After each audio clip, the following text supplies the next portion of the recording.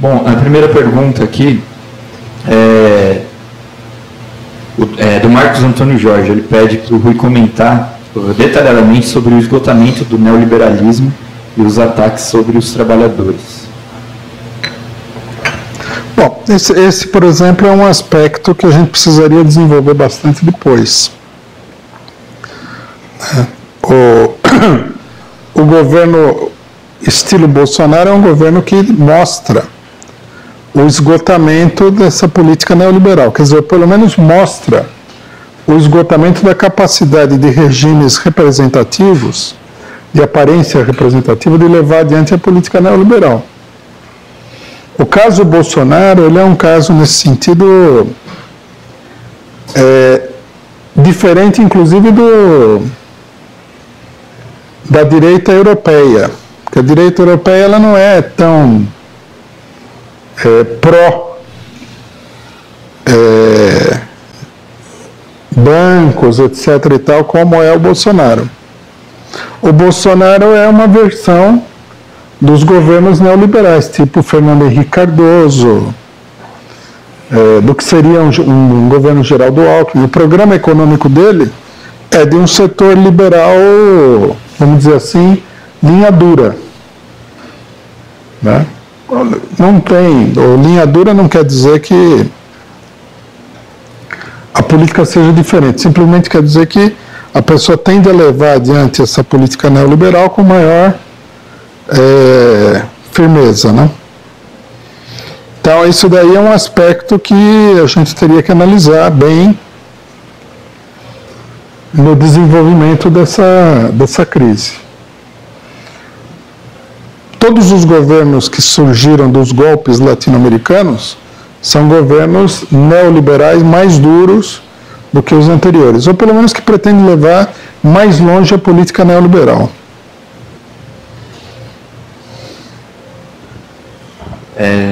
Bom, uma pergunta aqui. Uma pergunta que eu devia ter até emendado, na mesma, sobre o neoliberalismo também. Fala como responder de forma irrefutável para aqueles que afirmam que o termo neoliberalismo não existe, que é uma forma pejorativa criada pela esquerda para se referir ao liberalismo. Diria que é meio irrelevante essa discussão. O liberalismo, não, na verdade, o que não existe mais há muito tempo já é o liberalismo econômico, que esses setores dizem defender. O liberalismo econômico é totalmente incompatível com essa gigantesca regulamentação estatal, com a política sistemática de dar dinheiro para os bancos para que eles não vão à falência, de salvar empresas da falência, de monopólio. O monopólio é o oposto do liberalismo econômico. Ou você tem monopólio, ou você tem o liberalismo econômico. Então, quer dizer, o liberalismo econômico é assim como um esqueleto de um dinossauro que você encontra no Museu de Antropologia, né? É que nem o fóssil da Luzia que queimaram lá que o liberalismo queimou lá no Museu Nacional. É um fóssil, não existe mais. É uma ideologia que o pessoal criou para expressar uma outra coisa, né?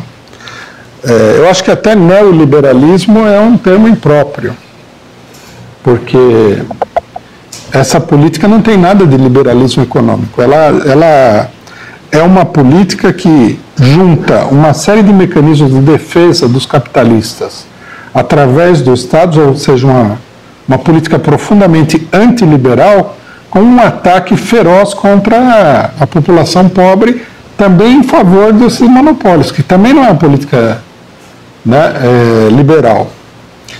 É um contorcionismo ideológico para apresentar uma política de selvageria econômica e social, fascista, no final das contas, monstruosa, um rótulo que é bonitinho, liberalismo, está relacionado com a liberdade e tal. Na verdade, o grande liberal da época moderna é o Pinochet. É uma política de de barbárie, de ataque à população. E de um ataque muito selvagem também, tem que ver esse detalhe. Agora, do liberalismo econômico antigo não tem nada, absolutamente nada. Mais uma pergunta. Rui, essa política errada que o PT está fazendo levará ao fim do PT, assim como o PCB foi deixado de lado pela esquerda por terem feito uma política errada? Bom, nós estamos... Poderá acontecer, mas nós estamos no meio de um processo político. O PCB foi varrido pelo golpe militar de 64, né? A incapacidade... Porque, veja bem, como é que é a coisa? Os desastres políticos, eles levam os partidos para um redemoinho que leva à destruição. Por exemplo, a subida do Hitler ao poder acabou com o Partido Comunista Alemão. Ele foi um grande responsável por essa derrota. O PCB brasileiro foi um dos grandes responsáveis pela derrota, pela vitória do golpe de 64. Né? Isso daí também levou à implosão do partido. O PT está no meio do processo. Nós precisamos, muita coisa vai acontecer. Eu acho que o que vem pela frente é um enfrentamento entre setores do PT, de base, com essa ala direita. Me parece que a ala direita ela foi muito longe na campanha eleitoral. Né? Certas coisas aí são absolutamente insustentáveis. Se o governo eleito de São Paulo tem as mesmas características do governo Bolsonaro e vai seguir as mesmas linhas? Aparentemente, sim. Aparentemente, sim. O que mostra que a fronteira entre os partidos aí é uma fronteira, em grande medida, imaginária, né? A divergência entre na burguesia, os que são a favor do Bolsonaro e que são contra o Bolsonaro é menor do que a que existia entre os que faziam parte do MDB na época da ditadura. Não do MDB, não do... O final da história confunde, porque o MDB é forçado, né, a assumir um papel oposicionista mais ativo. Não, o MDB no começo, ali em 1970, por exemplo, tinha MDB e tinha Arena. Era difícil de você estabelecer uma distinção entre uns e outros. O MDB estava ali só para fazer figuração, né? Bom, antes de fazer a próxima pergunta da internet, queria dizer para você se inscrever no canal, forçar o pedido, tanto no canal da Causa Operária TV e também no canal da Rádio Causa Operária no YouTube. Se inscreva e ajude a fortalecer os nossos canais aí na internet e contribua com o Superchat, com a vaquinha e com uma assinatura solidária da Causa Operária TV. É só entrar no link que está na descrição do vídeo. Se você quiser adquirir também uma camiseta igual essa que eu estou usando, e é igual a camisa polo que o companheiro Rui está usando, é só entrar também em contato com a gente, com o telefone que está aí também na descrição do vídeo, para poder adquirir os nossos produtos. Tem camisetas, canecas, folhetos, são vários produtos da lojinha do PCO. Bom, a próxima pergunta é a seguinte: o Lula não errou em não ter criado fortes lideranças? Ter somente um líder forte não deixa a esquerda vulnerável a ataques, como já aconteceu? Perdão, o PT errou? O Lula não errou em não ter criado fortes lideranças? Bom, primeiro precisa ver se o Lula, por vontade própria, conseguiria criar fortes lideranças, né? Independentemente de qualquer outro raciocínio. Muita gente parece acreditar que uma liderança que nem o Lula, você cria através de um processo parlamentar. Por exemplo, agora o Haddad. Você põe o Haddad lá, aí você vai lá na televisão e fala que das qualidades do Haddad, que ninguém está interessado na realidade, que ele é professor, que ele é tranquilão, e aí o cara vira líder popular. Isso daí não acontece nem mesmo no regime parlamentar, que o povo vota no partido, né? A maioria das vezes. aparece um líder lá que é o líder daquele partido. Se ele tivesse no outro partido, não tinha voto nenhum. É raro que apareça um líder popular mesmo. Primeiro que o surgimento desses líderes é produto de uma luta. Né? Eles surgem sempre de uma determinada luta. Né? O lulismo, por exemplo, Lula, ele surge da luta do movimento operário contra a ditadura. Isso aí não dá para você criar artificialmente como se fosse um laboratório. Daí a importância do Lula, né? Então, eu não vejo que fosse possível, assim, a gente possa caracterizar como acerto ou como erro. O que eu acho é que a gente não deve acreditar que nenhuma pessoa, individualmente, vai fazer nenhum milagre. Isso é uma bobagem política. O que é preciso é construir um partido que dê conta da situação. Não adianta você ter um Lula, você precisaria ter um conjunto de pessoas que tem uma consciência política, que tem uma organização, que é capaz, né, de produzir um efeito na situação política nacional. É o que nós estamos tentando fazer. Desse ponto de vista, o PT é um zero à esquerda. O PT é relativamente bom para eleições. Como a gente viu, sem o Lula já não foi tão... Né? Entrou de cabeça no negócio da fraude e tudo. Foi um fiasco, na verdade. Mas eu acho que o que os trabalhadores, os militantes, a esquerda deveriam pensar é isso. É preciso de um partido que não seja feito para as eleições. Eu acho que os últimos acontecimentos deram um importante golpe nas ilusões eleitorais. Primeiro a Dilma foi eleita e foi retirada do poder e o pessoal não conseguiu sustentar ela. Então o que adianta eleger um governo se você não consegue sustentar esse governo? Vem os picaretas aí, os piores criminosos que tem no Brasil e tiram o governo, põe o Temer, que é uma aberração como governo. Aí depois eles tiram o Lula da disputa, fraudam toda a eleição e aí colocam o Bolsonaro, que é uma aberração ainda maior. Então, está na hora do pessoal tirar a seguinte conclusão. Não adianta nada eleger se você não consegue sustentar. Meio que a política do PT ficou descoberta. E agora? A burguesia chamou o blefe. Vocês estão blefando com todo esse apoio aqui. Vou tirar a Dilma, quero ver o que vocês vão fazer agora. Não fizeram nada.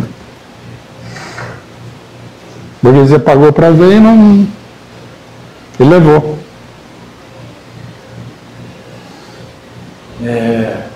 Se você me permite, só para fazer uma analogia que você falou do juiz, né?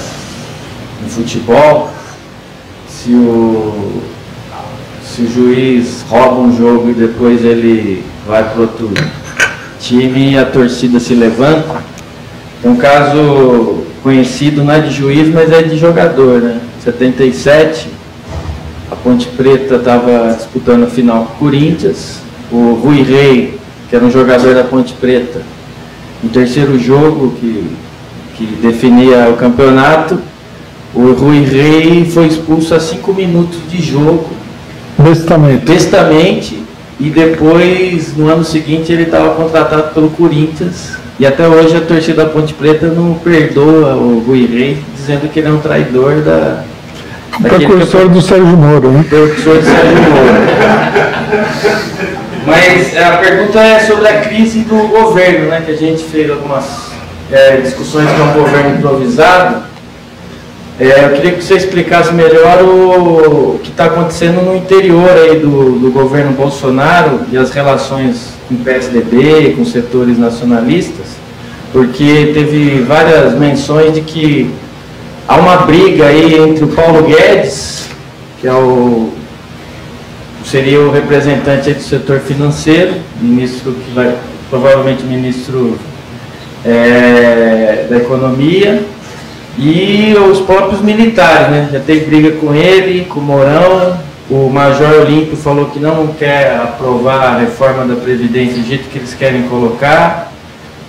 Outros elementos bolsonaristas estão em briga, porque setores pequenos da burguesia que apoiaram o Bolsonaro, achando que iam ter uma fatia maior no governo, estão sendo escanteados, porque os donos do golpe que estão definindo meio que como vai ser o governo, né? Tem a questão de eles reduzirem a quantidade de ministérios, justamente para não dar, porque também tem muita crise em relação a assumir esse governo, que pode ser ao mesmo tempo catastrófico.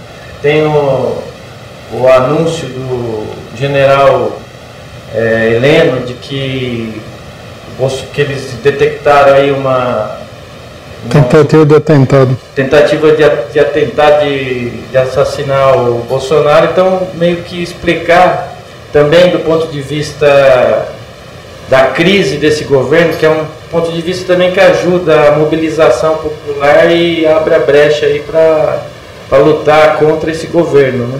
Porque entre eles mesmo é uma demonstração de que é um improviso muito grande. Isso aí é absolutamente correto. É uma incoerência muito grande dentro do governo. O que acontece com todo governo improvisado, né? A chapa Bolsonaro já era uma chapa meio Frankenstein. Você tendo aí elementos ferozmente pró-imperialistas, Paulo Guedes, por exemplo, que quer aplicar uma política neoliberal assim, bem radical, e outros elementos que têm outros interesses, embora ideologicamente também possam ser pró-imperialistas. Na hora que eles viram o tamanho da coisa, eles começaram também a pipocar, né? Eu acho que é um governo que tem, isso é uma coisa de raiz, é difícil de unificar. Inclusive a extrema-direita, em geral, né, ela frequentemente é bucha de canhão dos grandes capitalistas. Você faz aquele movimento, tem o bolsonarista, aquele que aparece no Facebook apontando uma arma. Eu vi um vídeo de um cara que falava assim, eu quero atirar em tudo quanto é pessoa de camisa vermelha, tá, essas coisas, né? Tem esse cara.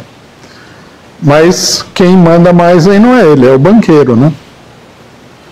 O banqueiro, os banqueiros, eles têm um poder, por exemplo, de deixar o governo ali pedindo esmola, se vacilar.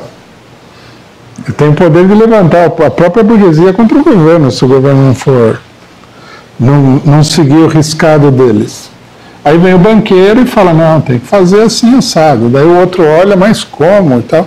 E começa a aparecer as contradições, né? No final ganha o banqueiro sempre. Com Hitler foi assim. Muita gente entrou muito animada no governo, falando, agora somos nós, né? Eu acho que a hora que eles entraram numa sala onde estavam os banqueiros, eles olharam bem assim e falaram, isso aqui não vai dar certo. Não, tanto que o setor mais radical do partido nazista foi expurgado logo de cara, né? Logo no começo. Com Mussolini aconteceu a mesma coisa também. O pessoal entrou tudo babando, falando que eles iam fazer acontecer. Aí vieram os banqueiros, os grandes capitalistas, falaram, opa, calma, não é bem assim, né? Não vamos nos empolgar demais e tal. E vigorou a vontade dos banqueiros. Isso é uma coisa que muita gente não entende, né? Os regimes fascistas eram regimes também dos grandes capitalistas, que no período anterior eram todos liberais. O surgimento do fascismo, ele encerrou o liberalismo. Meio que assim, naquele momento, a burguesia reconheceu que não dava mais para ser liberal, que era preciso ter uma outra política econômica diante da crise, né? E que era preciso ter uma política diante do movimento operário também. O governo Bolsonaro, por sorte nossa, ele é muito contraditório. Porque se ele fosse um governo bem orquestrado, bem estruturado, nós estaríamos numa situação bem pior agora. E a situação agora já é muito ruim, né? Tem um comentário aqui interessante que é o seguinte, para você. Ao contrário do que foi afirmado, a organização do povo no Nordeste em favor da candidatura do Haddad tinha como propósito, em grandíssima medida, a liberdade do Lula. É o comentário da Teresa Tigre. Mas aí precisaria ver onde é que se manifestou isso daí, né? Porque, por exemplo, as mobilizações em favor do Lula, elas não foram nem tão espalhadas no Brasil inteiro, nem tão grandes quanto as mobilizações eleitorais. Então, de duas, uma, ou o pessoal gosta muito de eleição, né? Ou sabotar a mobilização do Lula. Pode ser, não, e é crível e é até razoável, que muita gente que foi na manifestação do Haddad queria a liberdade do Lula. Mas eu tenho muitos anos de janela aí, eu acho que essas mobilizações não foram assim tão espontâneas. Até porque nós participamos das outras, né? Era um parto para você botar o povo na rua. Chegava na hora H, os ônibus começavam a desaparecer. Todo mundo que participou sabe como é que era. Aí nas eleições no Nordeste era cada baita mobilização. A impressão que eu tive é que os governos fizeram essas mobilizações eleitorais. O que eu acho muito negativo, por quê? Porque ao contrário do que muita gente pensa, todo mundo sabia que o Haddad ia perder a eleição.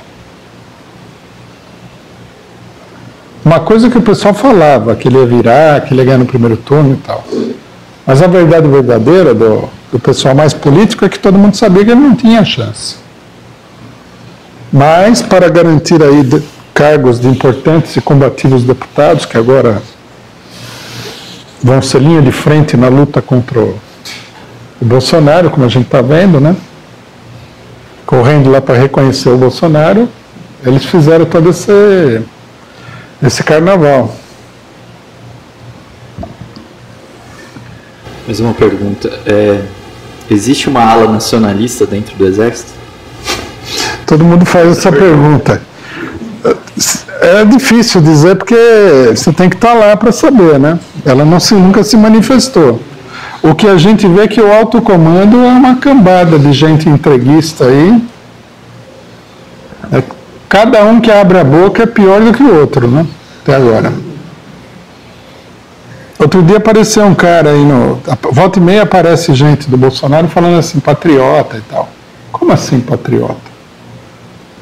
Pô, quer entregar o país para o estrangeiro, pô. Essa ala nacionalista, se ela existe, pode ser que exista. Ninguém nunca viu mais gorda até agora. Bom, lembrar todo mundo se inscrever no site antes de fazer a outra pergunta. Se inscreve no nosso canal e também no nosso site, o causaoperariatv.com.br. Lá você recebe as notificações de toda a nossa programação.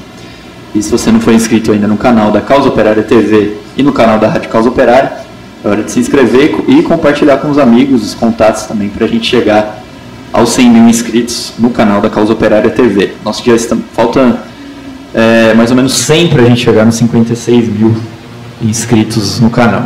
Já chegou? Falta 50 inscritos. 50 inscritos para a gente chegar nos 56 mil. Mais uma pergunta. Falam que a confusão na campanha do Bozo é proposital. Uma tática que busca gerar confusão geral.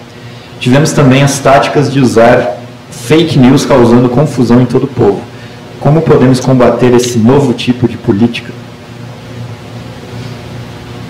A única maneira de combater a mentira é com a verdade, de um ponto de vista geral, né? O problema é que a verdade não se impõe simplesmente pelos argumentos. É preciso que haja uma luta. Mas eu também não acho. Mentir é parte integrante, fundamental do regime político burguês. O pessoal que fala, nossa, aí o Bolsonaro com o WhatsApp está mentindo que nem um louco e tal. Bom, e a Globo? A Globo mente muito mais do que ele, pô. Qual que é a novidade exatamente? O problema é que a esquerda tem que largar a mão dessas ilusões bestas, de ficar achando bem dentro de um regime político podre, e tem que se organizar, e tem que organizar inclusive o seu próprio esquema de propaganda, dirigido aonde interessa. Eles vivem aí num negócio eleitoral. O PSOL pediu a interdição do WhatsApp no fim da eleição. O pessoal está louco.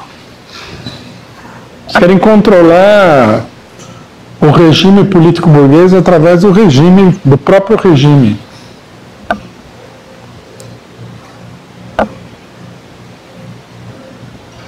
Ô Rui, a gente viu essa disputa entre a ala direitista do PT e a ala do Lula. Como ele está mais próximo do PT, a gente vem acompanhando isso mais por dentro, né? As mobilizações, isso você falou de subir ônibus.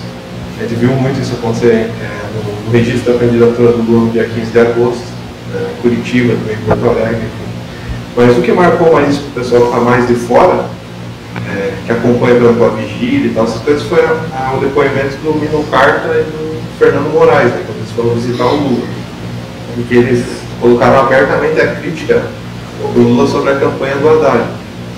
Então, nesse sentido, queria saber como que você vê assim, que vai se desenvolver agora, que vai se travar essa luta. O Lula ele se delimitou da campanha do Haddad, né? Tipo assim, não concordo com esse verde e amarelismo aí que estão implementando. Como que isso vai continuar daqui para frente, uma vez que agora, né, com a vitória do Bolsonaro, dos golpistas, o Lula corre muito mais riscos, inclusive. Como que está no sentido da ala sindicalista, digamos, da CUT e tal? Então, isso aí é difícil de saber no momento, né? A gente teria que conversar, teria que fazer propostas para o pessoal do PT, da CUT, para ver como é que a coisa anda. Mas uma coisa é certa, o partido ficou dividido na campanha eleitoral e isso aí se manifestou até no zigue-zague da campanha, né? E evidentemente que num dado momento a ala direita do PT tomou conta da campanha. Isso aí foi uma coisa muito óbvia. Essa campanha do Haddad aí, se ele fosse candidato sem o Lula, ele não ganhava nem do Goulart Filho, né?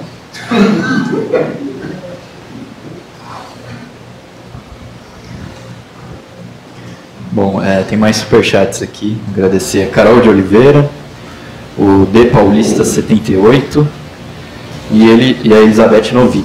O D Paulista ele pergunta o seguinte: devemos já fazer greves contra o novo governo ou é melhor esperar alguma medida impopular para não dar brecha para a mídia e a direita colocarem opinião pública contra o movimento popular? Eu sei se a greve tem que ter um motivo, né? Eu acho que o movimento operário teria que se organizar, né? Acho que a direção da CUT já deveria ter tomado uma iniciativa de chamar os sindicatos, porque o Bolsonaro é uma ameaça para os sindicatos e para o movimento operário. Eles estão dormindo no ponto. Agora, aqui, quais métodos de luta vão ser utilizados e quando, aí já é uma questão a ser discutida mais especificamente. É preciso iniciar uma campanha política. Por exemplo, nós já falamos várias vezes, e é fundamental, organizar uma campanha política junto aos trabalhadores nos locais de trabalho, na base dos sindicatos. O pessoal tem que sair dessa leseira aí, porque os sindicatos estão ameaçados de intervenção. Se tiver greve e tudo mais, do jeito que os militares estão dominando o regime político, que a direita está dominando o regime político, a coisa mais fácil do mundo é intervir num sindicato, numa greve. Se as greves já estavam quase proibidas no Brasil aí, por causa da lei de greve, agora então vai ser muito mais complicado.